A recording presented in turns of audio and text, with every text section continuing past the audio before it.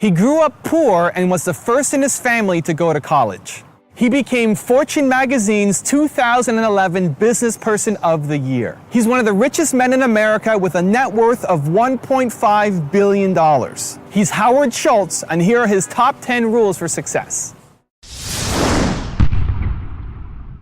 I feel so strongly that the reason I'm here is I dreamed big dreams. I dreamed the kind of dreams that other people said would not be possible. I'm also living proof. This isn't a Hollywood movie. I come literally from the other side of the tracks. If you saw where I grew up and we took a picture of it, the neighborhood, the setting, you'd say it's impossible that someone could come from there and get here.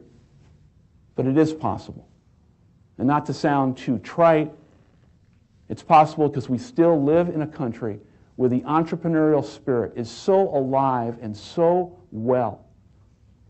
And anyone in this country, if you dream big and surround yourself with great people and leave your ego at the door and share success with others and have a little luck along the way, you can do anything. But there will be people along the way, and I remember this, who will say to you, you know, you're dreaming too big. It's not possible. Those things just can't happen. Don't allow anyone, friend, family, acquaintance, teachers, whoever it is, don't allow anyone to tell you that what you are dreaming for yourself and your family is not possible. It is possible. Don't be one of those people 20 years from now are going to be walking around in a 9-to-5 job, miserable and angry and bitter because you let your dreams get away from you because you did not believe strongly enough in yourself and what was possible. Don't allow that to happen. This is an unbelievable time. And I can't encourage you enough to continue to think that things are possible and that your dreams can come true. How many people have you met in your life who have said things like, I had that idea, I knew about that, or I was so close, but I gave up?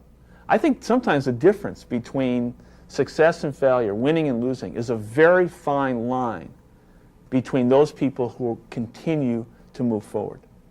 In August of '87, we had 11 stores and 100 employees and a dream to create a national retail company around the coffee experience, good coffee in America.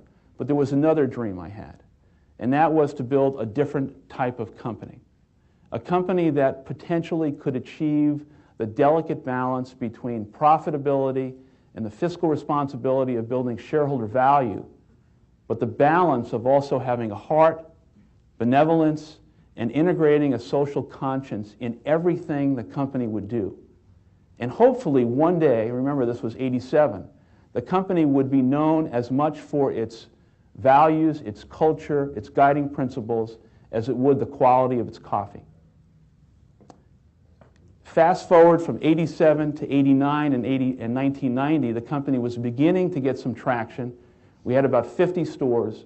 We still were not making money.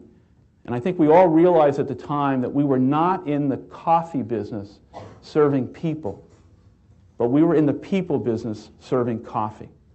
That if we wanted to exceed the expectations of the customer, we had to first exceed the expectations of our people.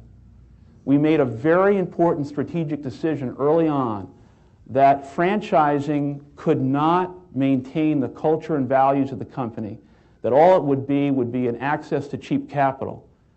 And so we continued on track of opening and building a company-owned system. I've said for years that you have to celebrate your victories and really celebrate your mistakes. And what I mean by that is that you have to learn from the mistakes that you make, and you've got to create an environment where people are not afraid to take a risk and not afraid to do things that are beyond what the expectations are. At the same time, you've got to set up a framework for how those things are managed and judged and evaluated. But I believed very strongly that we could build a different kind of company. I never believed, never, I think it would have been arrogant to believe that we could have 1,000, 2,000, or 7,500 stores in the U.S. and around the world. But something really magical started happening. And it started happening as a result of not advertising or conventional consumer classical marketing.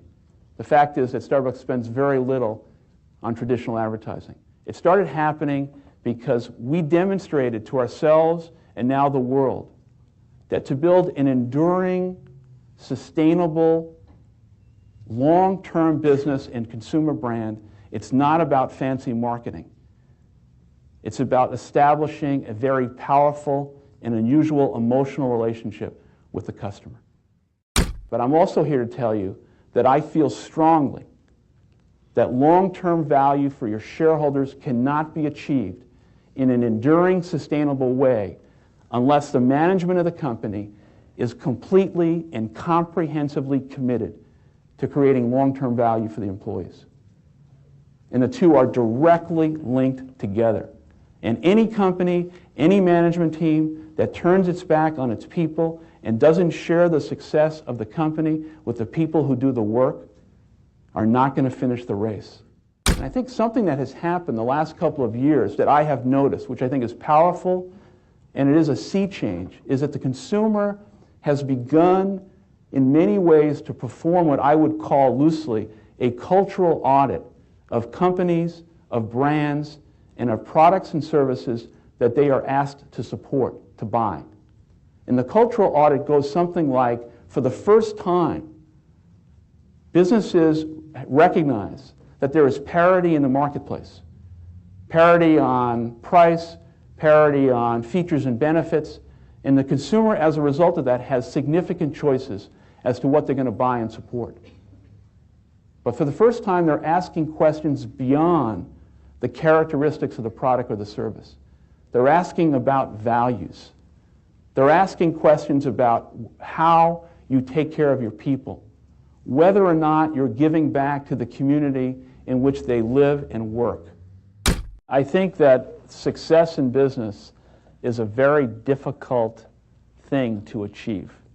And it's more difficult today probably than any other time, despite the vast number of opportunities. And as it relates to finding your calling in terms of what the opportunity or the entrepreneurial adventure is going to be, it has to be linked to something that you are so passionate and crazed about that you're willing to knock down walls and climb mountains and do the things that are going to put yourself in a position of sacrificing so many other things for its success. And you can only do that when there's a compelling underlying feeling that you have that this is something I'm going to fight to the death for. And without that, I think it's going to be a commodity-based experience not only for the customer but for you. And I think you can't really succeed at the levels that you want to unless you find that thing that you're so passionate, excited, and in love with. And I think because you've got to, along the way, you're going to have to convince so many other people to believe in you and the idea and the opportunity and the struggle and the obstacles that are going to come can only be overcome by this passion that you have in which you're going to be able to get people to follow you over those hurdles. I know it sounds a little bit sophomoric, but it's so true. This is the key of unlocking the success of our business and hopefully the businesses that you either are thinking about, working for, or a part of. And it's this, it's so basic. We all want the same thing. Break away the differences between what I just described, language, politics, the way people dress, their history, it doesn't matter. We all want the same thing. We want to be respected as employees. We want to be appreciated as customers. We want to feel dignified in the workplace and who we are as people.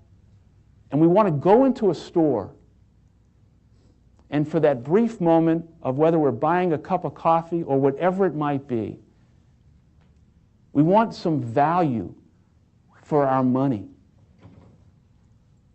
And the human condition of all of that, between business and the consumer and everything else in between, is the human condition of the human spirit. If you can exceed the expectations of your people, if they feel they're working in an enterprise or a company that values them as human beings and not as paychecks, values them as human beings and not a line item on the balance sheet, and they in turn can take that feeling of being respected and appreciated as an employee and share that with someone else, a paying customer, whether it's in Kuwait or Dubai or the opening of Starbucks France where people said it wouldn't be possible, it can work and it is sustainable. Because the human spirit has no language.